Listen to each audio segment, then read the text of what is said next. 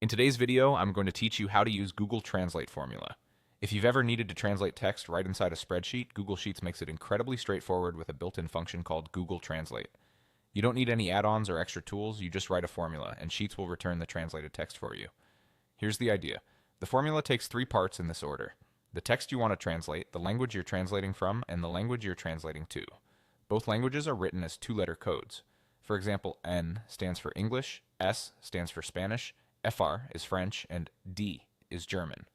These codes are standard and they must be placed in quotation marks inside the formula. Let's walk through a simple example. Suppose your original text is in cell A1 and it's written in English. Click into an empty cell where you want the translation to appear and type this exactly. Ik Google Translate A1 EN ES. After you press enter, Google Sheets will look at whatever is in A1, detect that you've said it's English with EN, and then return the Spanish version using S. If you see an error, double-check your language codes and make sure they're spelled correctly with quotation marks. You can also translate a direct piece of text instead of referencing a cell. For instance, try typing Apsho Google Translate, good morning, EN, S, and press enter. You'll get the Spanish equivalent immediately. This is handy for quick checks or when you don't need to store the original text in a separate cell. A couple of tips will make this smoother.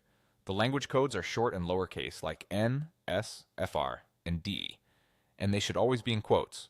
The text part can be either a cell reference like A1 or a quoted phrase like hello. The output is plain text, so it won't carry over formatting from the original cell.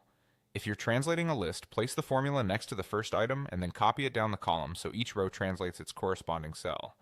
Keep in mind that this function relies on an internet connection, since it uses Google's translation service.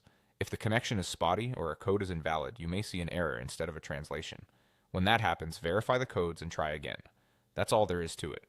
With Google Translate text, source, target, you can translate content directly in your spreadsheet and keep your workflow simple and efficient.